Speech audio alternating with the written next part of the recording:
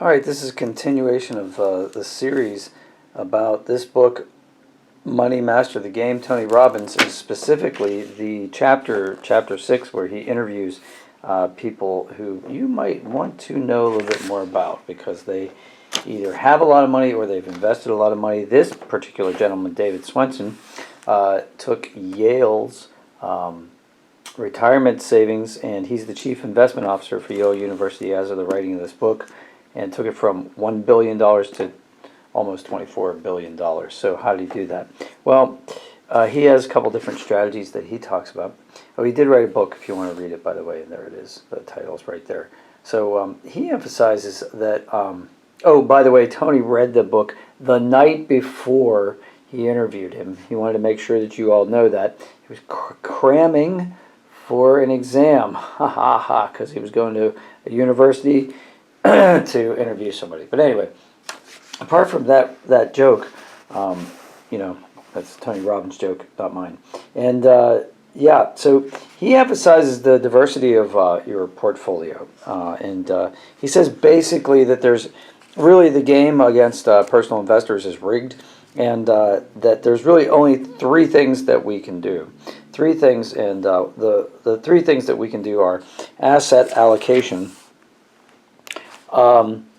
market timing, and security selection. So basically he says that market allocation is the biggest thing that we can do. Market timing, he says, never works. He says, one of the things I love teaching my students at Yale is that asset allocation actually explains more than 100% of the returns in investing. How can that be true? The reason is when you engage in market timing, it costs you money. It's not something you can play for free. Every time you buy or sell, you pay a broker. So there's a leakage in fees and commissions paid, which reduces overall returns. And the same is true for security selection. So that's a really good point, and anyway, that's kind of the emphasis that he gets into. But his strategy to defeat that is buying the entire market, and he recommends the Vanguard fund that has over and over in the financial world, in the books that I've read, it's recommended over and over. The one video that I did that you can see on this channel as well talks about VTSAX, which is a total market index fund with a very, very low fee, and you get exposure to all of the stocks, and and very little risk because you're not buying the individual stocks. You're just buying shares in the total market. And as stocks come and go, as companies come and go, they kind of weed themselves out. The bad ones get weeded out, and you don't have to expose yourself to the risk of losing value in those stocks in your portfolio. But anyway, that's where he goes, and he talks about, very specifically talks about the asset allocations that he would recommend to an individual investor, which I also covered in another video on this channel if you want to see it. But but basically we'll go over it really fast here. He talks about basically a 70% to 30%, 70% assets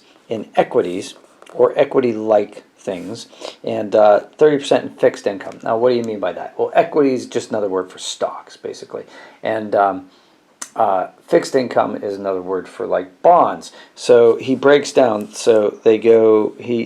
Tony says, okay, let's start with equity, 70%. But you don't want to have more than 30% of that 70% in any one thing, and that's another level of diversification that David Swensen, that's the name of this guy, talks about. So he says 30% in the U.S. economy, because he loves the resilience of the U.S. economy. He says it's amazing, no matter how bad the politicians try to screw it up, the economy always rights itself. And he says 10% in emerging markets, 15% in foreign development, and 15% in real estate investment trusts. And then 30%, he said, half of them in regular treasury bonds, traditional bonds, and the other half in TIPS, which are treasury inflation protected securities. So, that's what this guy does for a living. He basically invests the retirement income of all the people that work at Yale So he's very specific, whereas the guy before that we talked about, Carl Icahn, didn't talk about asset allocation at all. This guy, David Swensen, is very big on that. So that's why it's so clear in the book. It's not the same as the punchline of the book, which you can see in another video, which talks about the perfect all-weather, all-seasons asset allocation, which contains gold and commodities and other things. But this one I really like. So what do you think about it? Put some comments down there below. We'll talk about it. And please hit the like button because that helps me a lot. And also if you subscribe, that helps me too. So if you want more videos like this, let me know. Have a great day. Take care. Oh, and be nice to people out there. Okay? Do something nice for somebody today.